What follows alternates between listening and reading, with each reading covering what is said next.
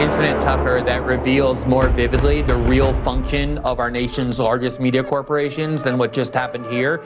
If you're a real journalist, somebody who's devoted to transparency, shining a light on the most powerful government actors when they lie to the American people and informing the public, you would be celebrating this person who stepped forward and risked his security to show his fellow citizens that the government was lying about this incredibly important war with a nuclear armed power, that we have actual troops deployed on the ground in Ukraine. There's going to be no diplomatic resolution through at least 2023, that Zelensky is planning on using our weapons to strike deep into Russia, which we were told would never happen, risking escalation. He did the job of what journalists claim to do, which is show the public the truth. If you work for the intelligence agencies, you would be furious at this person. You would hate him because he revealed that you just lied. He exposed the truth about what you were doing. What's amazing is the New York Times, the Washington Post, all the people who were at that Pentagon briefing today think the way the CIA and the Pentagon think. They hate this person. It was the New York Times and the Washington Post that did the FBI's work and found the leaker and led the FBI to him. They're demanding that he be punished. They're demanding that the government clamp down and keep things more and more secret. What kind of journalist would ever do that, would want to see a leaker exposed and punished and then demand that the government keep even more secret? But that is what these media corporations are there to do. They love leaks when the CIA and Homeland Security tell them to leak. That's when they disseminate propaganda to the public, like they did during the Trump years when they leaked the transcript between Michael Flynn and Ambassador Kislyak, the most serious kind of leaking crime. The Washington Post did that. Nobody looked for that leaker. Nobody cared. Everybody cheered because it served the interests of the security state. But when it comes to transparency that undermines the agenda of these agencies and that proves to the American people what the truth is, it's amazing that these journalists are on the side of the government and will actually hunt down the leaker and demand that he be punished even more.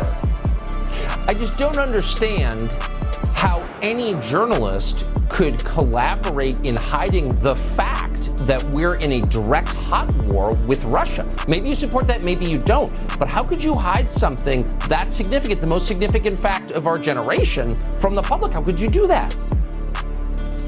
The only answer is that you don't actually have a journalistic mindset, that you far more identify with your job as working for the government than working for the American people.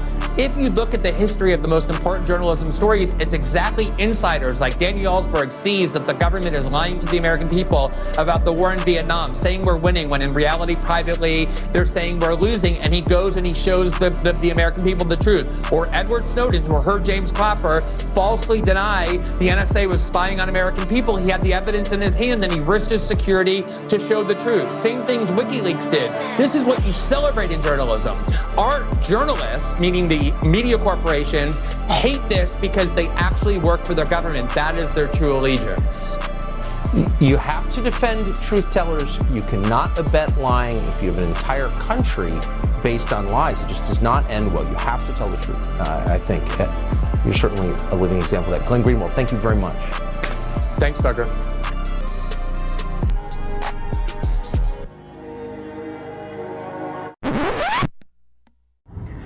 Glenn, Tucker, the problem is you haven't met Rachel before. Let me introduce you to the journalists you speak of. Conservative leadership frontrunner Pierre Poilievre came under fire this past weekend after an image of him shaking hands with Jeremy McKenzie, the founder of a group known as Diagolon, emerged. Now, Poilievre says he shakes hands with tens of thousands of people and he can't possibly background check them all. But what exactly is Diagolon? Basically, it's a group of live streamers that made up a joke country based on the states and provinces that, at the time, didn't have mask mandates.